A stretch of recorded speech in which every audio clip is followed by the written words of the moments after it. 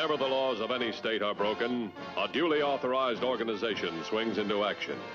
It may be called the state police, state troopers, militia, the rangers, or the highway patrol. These are the stories of the men whose training, skill, and courage have enforced and preserved our state laws.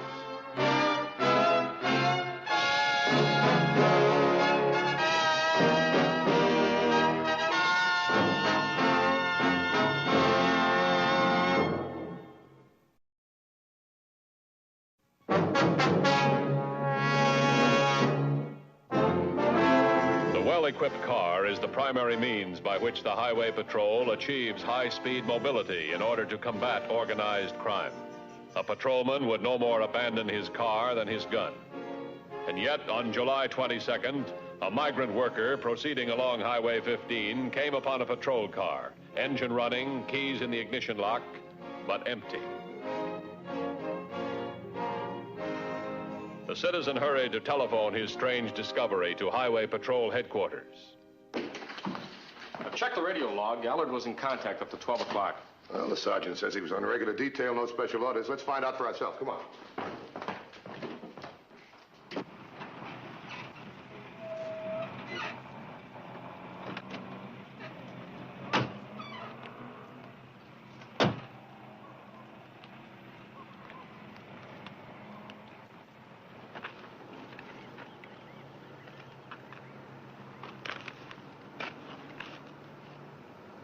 Looks like he stepped out of it a second ago into thin air.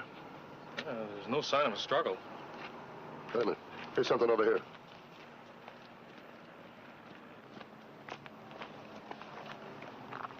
Tire tracks. In a hurry to get away. Get the evidence, kid. I want an impression of these tracks.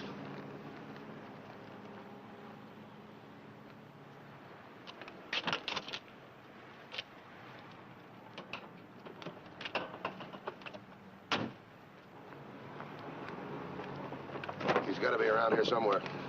I'll get some help.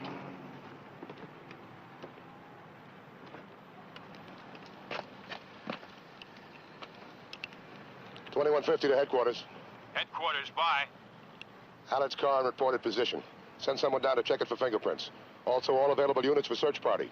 Send Allard's picture to the newspapers. Ask TV and radio to broadcast a description. 10-4? 10-4.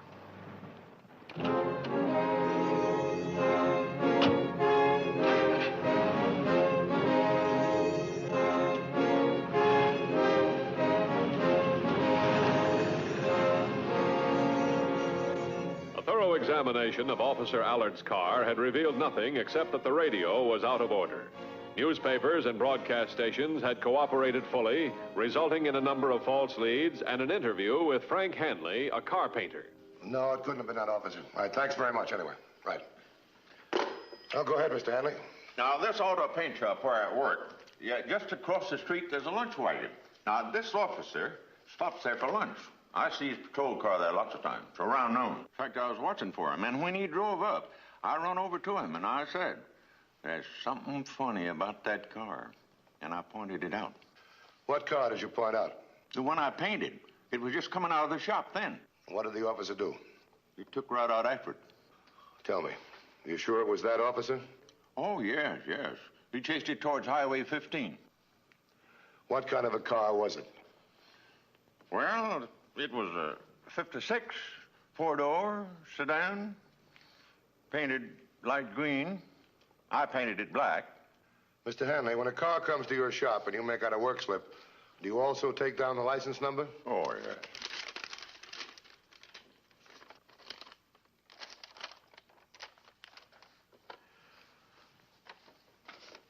DMV, please. St. Matthews, Highway Patrol. Get me a 2829 and license number 2 Nora 57516. Repeat, 2 Nora 57516, right? Did you get a good look at the guy that picked up the car? You know, that's another reason I suspicioned him. When he come in, he had a bandage on one side of his face, and he kept that side towards me. Said his car needed a paint job. No, that car didn't need no paint job. All right, go ahead. What, a green 1956 four-door sedan. Registered to who? Theo Nielsen? Let me have the address, will you? Theo Nielsen Bookshop, 921 Main Street. Right, thanks very much. You've been a great help. Would you mind waiting? I'll send one of the boys in to take your statement. Yeah, sure. Thanks a lot. Yeah.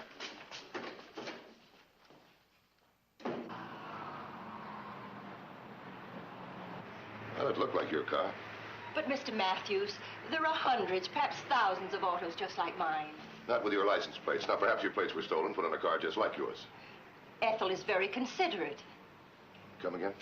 If the license plates were stolen, she wouldn't want to worry me. She'd just drive back from her holiday without any fuss and tell me when she got here. I see. When did you lend her your car? It's almost a week now. She should be back at any time. I know she's on her way back. Mr. Matthews, will my name have to be in the newspaper? Well, until we talk to your friend, there's nothing we can tell the newspapers. My bookshop, I've had it here for 10 years now. And my customers.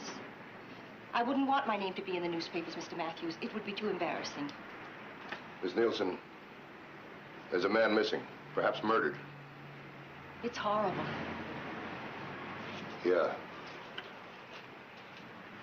Oh, by the way, we're going to have to pick your friend up on the highway and question her. We can't wait till she gets here. Mr. Matthews. Larry.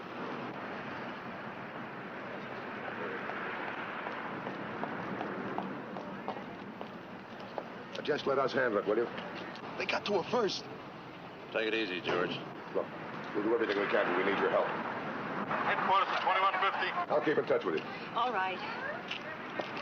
2150, bye. We were on our way out of town, all free and clear, and you had to use a gun. The cop had us with her car repainted and the numbers hacked off. He wouldn't have looked for the numbers, and I could have talked her into thinking I did the new paint job for her. What about the 10,000 you talked her out of? That'd get us 5 to life. How are you going to cover that? Good talk, sweet talk. She's love starved. She'd give her last cent for a promise of marriage, and did. You had to con her out of a car, too. We were doing okay just lifting and selling them. No, you had to take her for everything she was worth. And I had to be your brother. Well, this time you conned us right into the hot seat. We can always shut her mouth. Not if she's talked to the cops already. Look, I said, let's get out of here. And leave a witness that can hang us? And maybe she hasn't talked. Go watch that cop and signal me when he's gone. 10-4.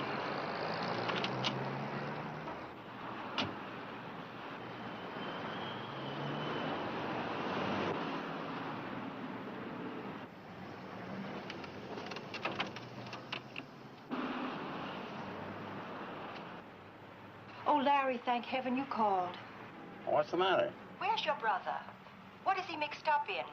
Larry, a policeman was here. He says my car has something to do with the missing officer we've been reading about. Didn't he ask to look at your car? I lied, Larry. I told him I'd loaned it to a friend. But you didn't lie, dear. I'm your friend. And more, I hope. Theo, the police have made a mistake because, well, you see, I've already gotten your car. Oh, Larry, you have, thank heaven. Now, listen carefully, Theo, dear. Your auto's in a used car lot here in town. My brother sold it to the dealer. I'm going down now to buy it back for you. After all, from now on, it's going to be my job to protect you. Well, shall I call the police and tell them it was all a mistake about my car being mixed up? You don't understand, Theo, dear. The dealer has promised not to prosecute my brother if I pay for the car. I want to keep the police out of this. I don't want my brother to be hurt. Neither do I, Larry. And I don't want you to be hurt either. That's my girl. And now if the police do call again, just tell them that you'll be able to show them your car tomorrow. And maybe even today. You trust me, Theo? Of course I do, Larry. And you love me. Yes, Larry. And you're still going to marry me. Yes, Larry. Call you later, dear.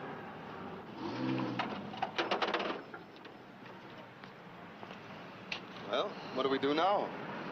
We'll get rid of her in the brush on top of Canyon Pass on our way out of here. How are we going to get her up there? With my brain instead of your gun. Come on, let's go.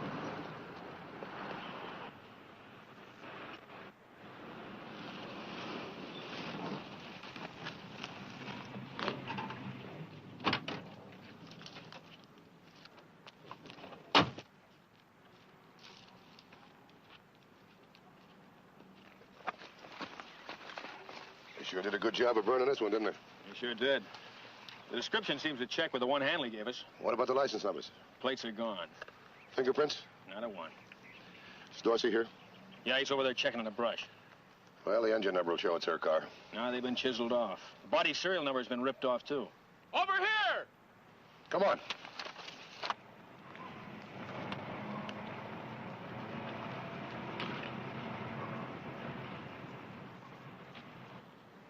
Allard. Call headquarters and get the coroner out here. Then get a tow truck. I want that burned-out job at headquarters. Dorsey. Yes, sir. That's got to be her car. Well, there's always the chance it isn't. Everything points to it being her car. You better get Miss Nielsen in again for questioning.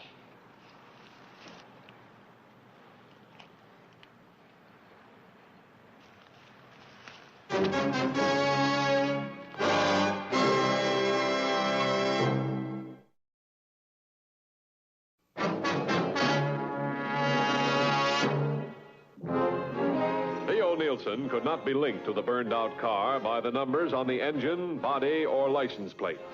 They had all been obliterated. Still, every circumstance indicated that she had owned the car. Miss Nielsen, I'm sorry I have to put you through all this, but I hope you understand. That's all right. All right, Miss Nielsen. You do admit you own a 1956 green four-door sedan. You say it's a couple of 100 miles away from here. Yes, I told you a friend. A witness saw your car. The license plate checked out to be yours. It was right here in the Springwood area. He could have been mistaken. Right, thanks very much. Now, Officer Allen chased his car to Highway 15. 2 hours later, the patrol car was found empty.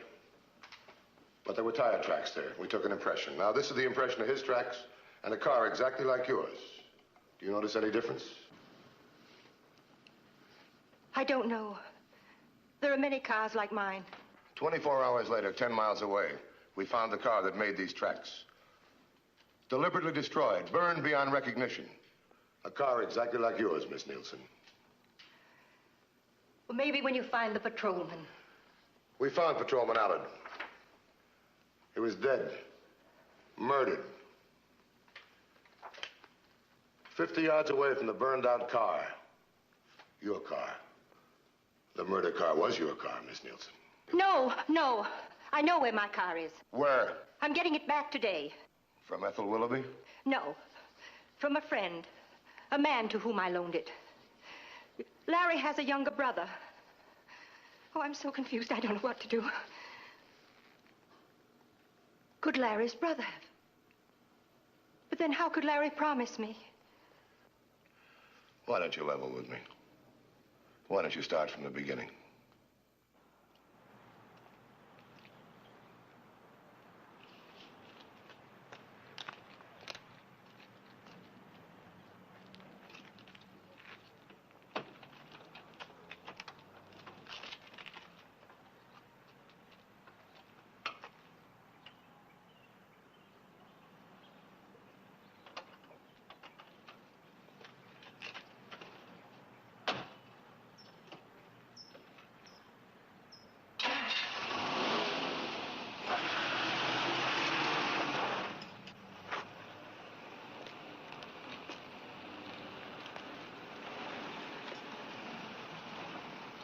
$19.56, light green sedan. She'll never know the difference. Especially when she sees her own license plates. Put them on. That's all I know. All I know about him. Well, Miss Nielsen, I'm sorry. I think you've been taken for a car and $10,000. I don't think it's a younger brother. I don't think it's Larry Gardner again, either. Please, may I go now? If you hear from him, call us, will you?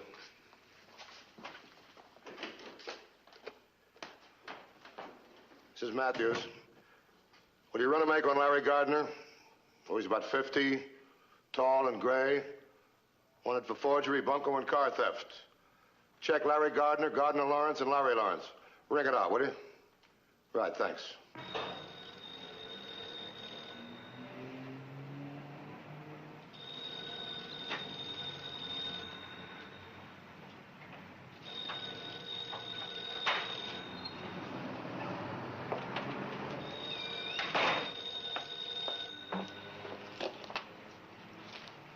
shop. Oh, Theo, dear, where have you been? I've called you several times. I have your car. Do you really have my car? Of course, I'm looking right at it. But Theo, the dealer wants you to sign the contract of repurchase. You'll have to come down here after you close your shop for the night. About 6 o'clock? Which dealer? Oh, the used car lot where Maine runs into Highway 15. You know the one. All right? Your car is in perfect condition. There's not a mark on it. All right. 6 o'clock, Main and the highway. Yes, dear.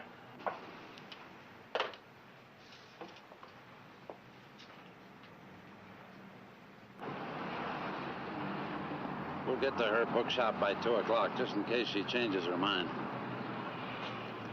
What's that? Grand theft auto convicted. Right, thanks a lot.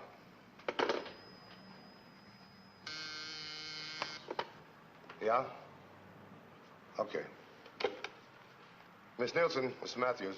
He just called, Mr. Matthews. He says he has my car. Has he or hasn't he? No, he hasn't, believe me. We've got a report on a man who fits Gardner's description exactly. Larry Gardner, alias Harold Lawrence. Now, wait a minute, I'll get the paper here. New York, commercial auto theft. Texas, bunco car deal, 5 years, state penitentiary. Illinois, auto theft, 2 years, state pen. There's a lot more, Miss Nielsen. A whole lot more. Miss Nielsen. Hello. Hello, Miss Nielsen. I heard. I've been a terrible fool. I won't meet him, of course. Does he want you to meet him? He says my car is in a used car lot at Main and the highway. He asked me to meet him there. When? At 6 o'clock when I close the shop. But I won't go. I don't ever want to see him again. Well, you could help us by meeting him. But why? He's made a terrible fool of me. Robbed me. He's also suspected of murder. Does he know you've told me about him? I didn't tell him. All right, then he'll meet you. All you have to do is show at the parking lot. Then we can nab him. All right. I'll meet him. Now, you'll be well guarded. Now, act as usual. Close the shop at the usual time, then walk over to Highway 15. It's only a few blocks. And remember this. One of us will be near you at all times. All right, Mr. Matthews. Thanks.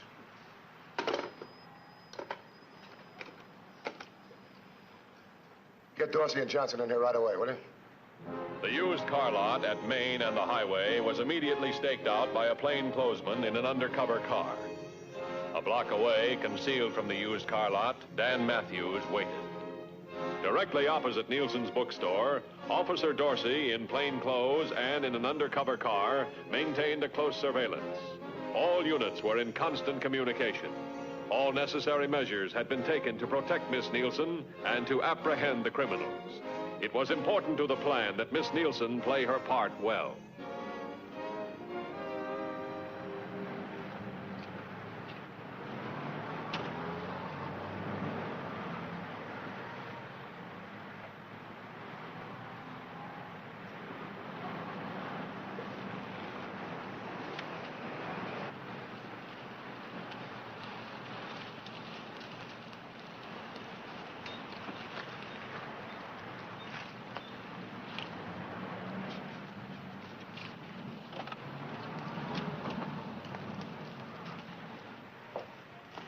Hello. Hello. Just to let you know we're here. We will be for about the next 5 hours. I'm parked right across the street. If you need me, just give me a sign. So,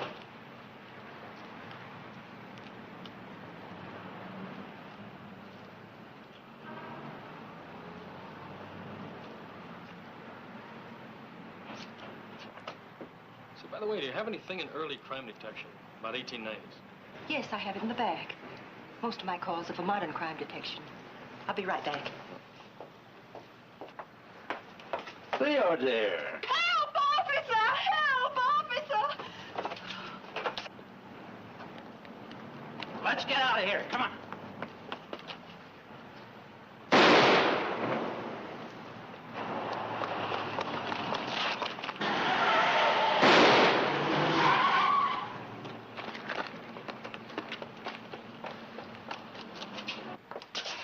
you all right, Miss Nielsen? Yes.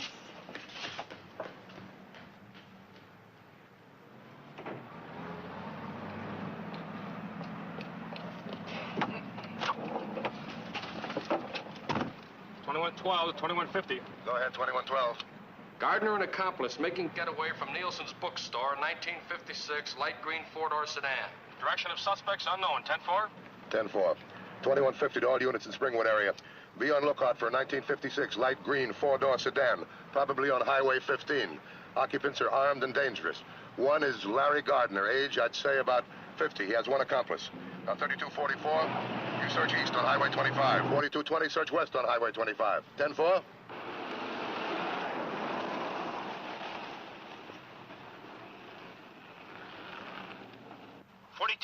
to 2150. Go ahead, 4248. 4248, 10 miles south of Springwood, on top of Canyon Pass. 1956, light green, four-door sedan. Approximately 3 miles below me, approaching from Springwood. At moderate speed.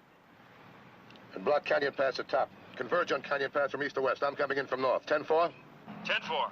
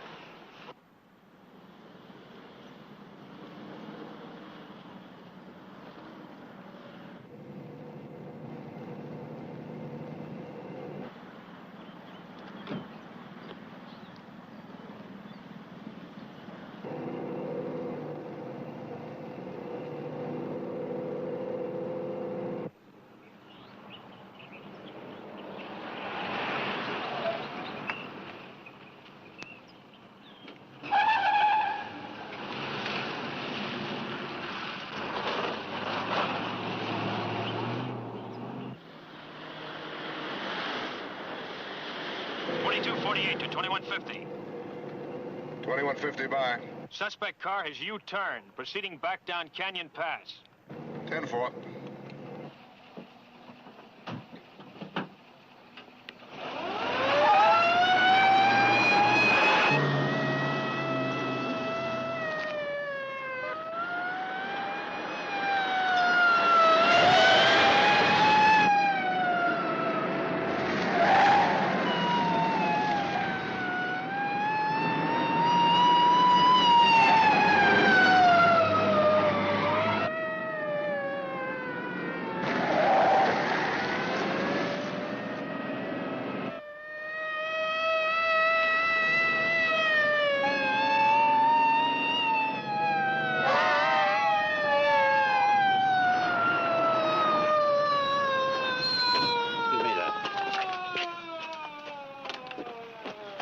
I've never used a gun.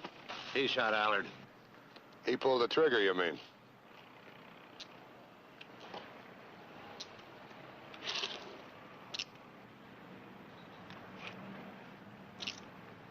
All right, move.